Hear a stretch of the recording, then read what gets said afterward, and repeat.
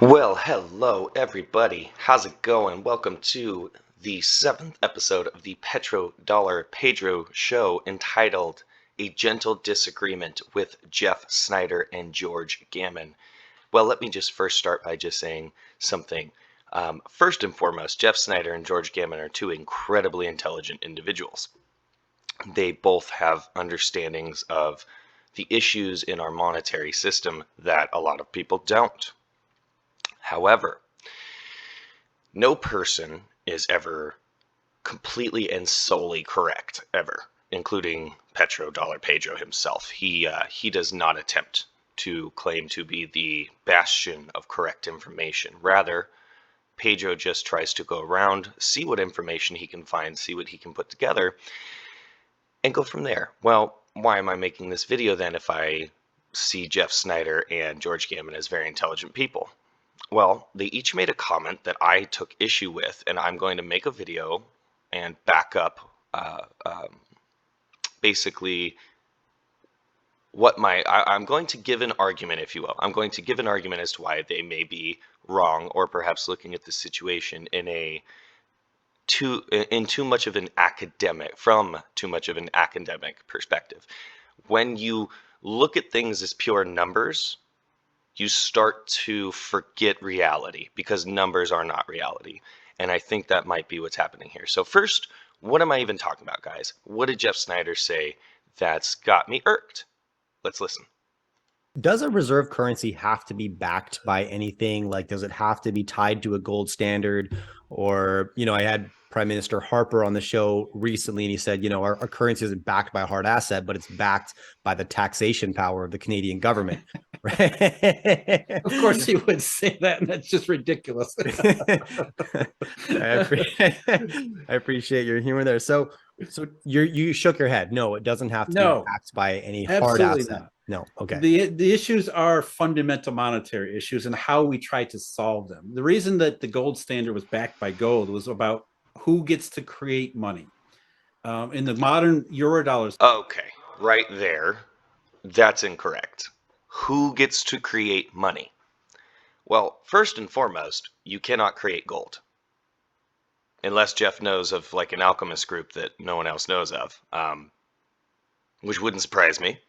But you cannot create gold, and you cannot create silver.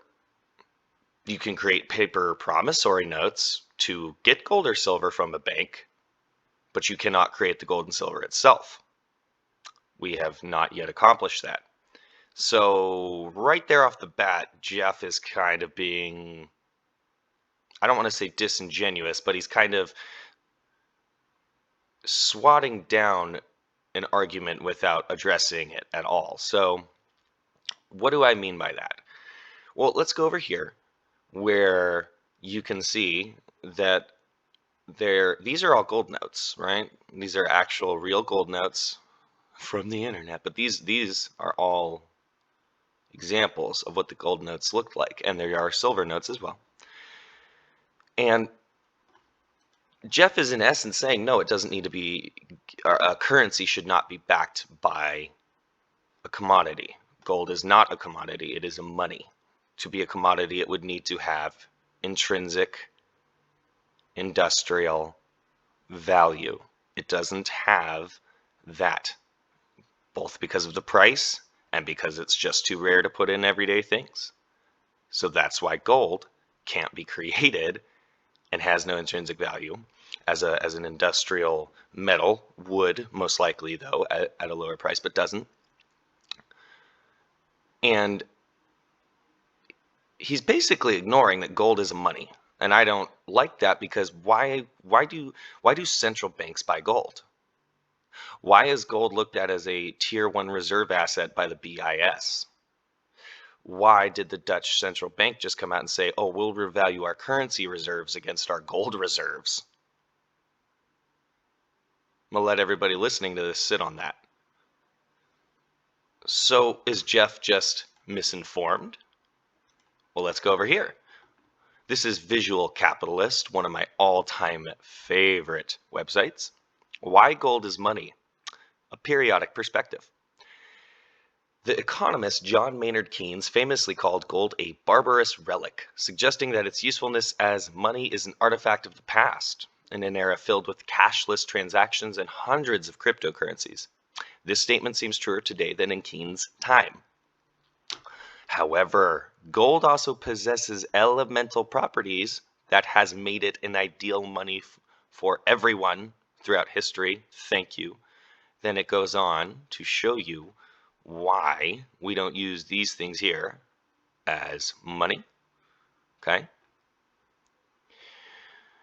And then it talks about there's only 5 precious metals left: platinum, palladium, rhodium, silver, and gold. People have used silver as money, but it tarnishes over time. Rhodium and palladium are more recent discoveries with limited historical use. Platinum's extremely high melting point would require a furnace of the gods to melt it back in ancient times, making it impractical. Gold is where everything is at. So if you look, gold is money. Let's read. Gold does not dissipate into the atmosphere. It does not burst into flames, and it does not poison or irradiate the holder. It is rare enough to make it difficult to overproduce and malleable to mint into coins, bars, and bricks. Civilizations have consistently used gold as a material of value. Perhaps modern societies would be well served by looking at the properties of gold to see why it has served as money for millennia, especially when someone's wealth could disappear in a click. And I would say the FTX scandal underscores perfectly why gold is the perfect money. So Jeff, what are you talking about here, dude? What if you're saying it's a monetary issue? Well, gold is a money, okay? Gold is a money, okay? Now let's come over here. U.S. Constitution, Article 1, Section 10.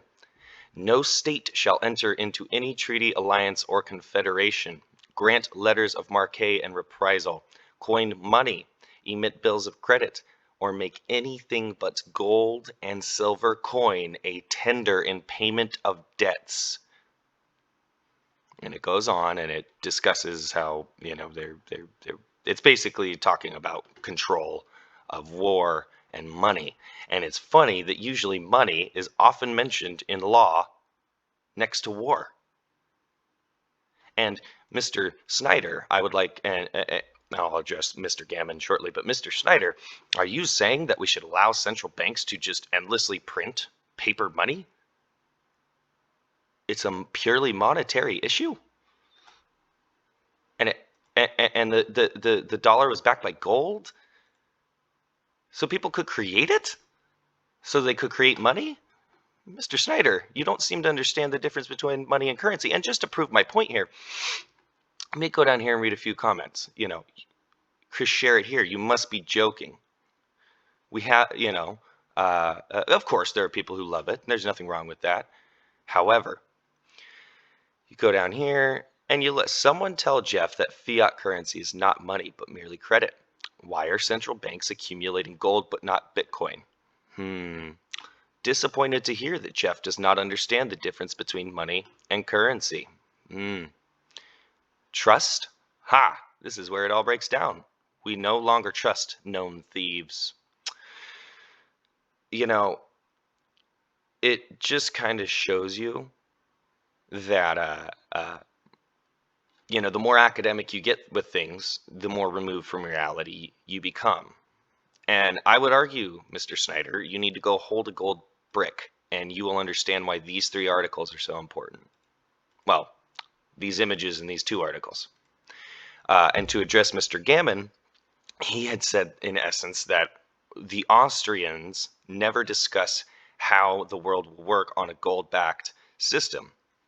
In essence, saying that if a business needed gold and they don't have any gold, they can't make more stuff, and therefore the whole economy just kind of seizes up because they can't get the loans they need to begin a business. Well, I would argue we used to do gold bonds where, let's say you manufacture chairs. You manufacture 100,000 chairs a year, and you sell those chairs for $20 per chair. So 20 times 100,000. Okay. So you take that estimated income, right, in 1 year, and you take out a gold bond against that 1 year of estimated income, and you pay back 10% on that gold bond. Why?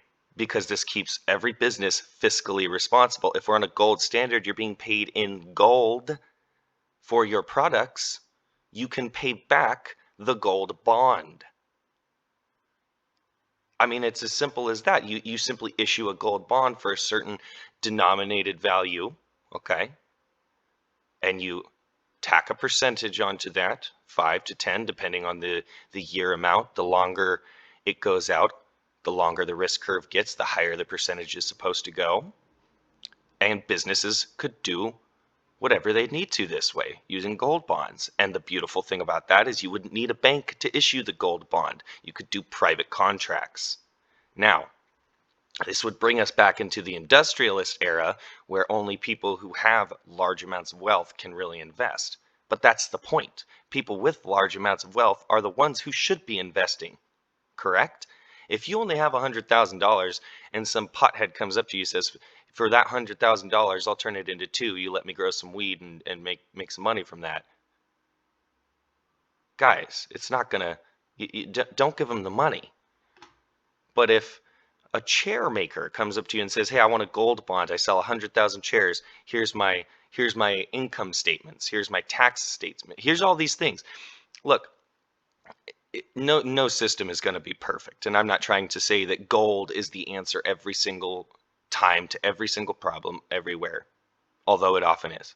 However, for Mr. Snider here, Jeff Snider of Eurodollar University, who I listen to very regularly, so I do understand his point of view, to say that gold is a commodity or a hard asset that it doesn't need to be backed. And I recommend watching this entire episode, not just taking my word for it, because you might feel like I'm taking this statement out of context. I'm not. But Mr. Gammon and Mr. Snider, gold is not insurance, it's money. Gold is not, oh hey, maybe someday they'll screw up the currency and my gold will do well. Gold is wealth. It is what preserves your purchasing power against fiat destruction. And I feel like it's a bit of a disservice to claim that gold is not a requirement. And when you don't have a gold backing, you go to war. It's proof.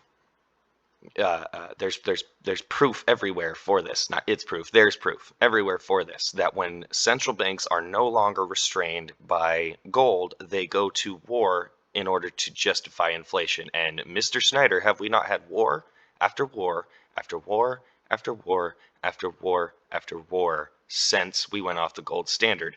So if this is purely a monetary issue, it seems like you are neglecting a few monetary factors. So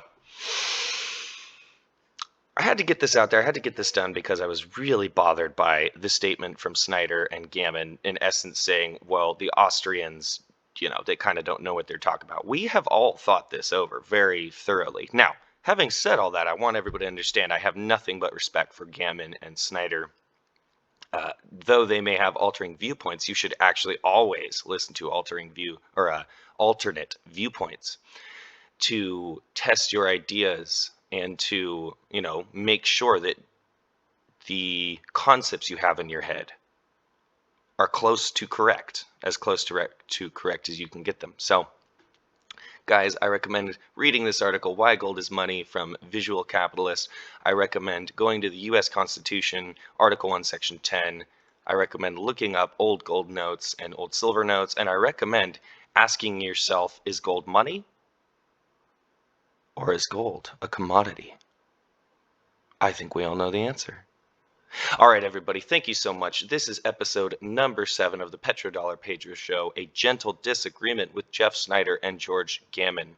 Remember, everyone, I have the utmost respect for these two, but I had to get my opinion out there and let people know that perhaps we don't all have the right idea, and perhaps it's us. Who knows? Maybe Snider is right, and we, the Austrians, are wrong. I don't think so, but it's possible.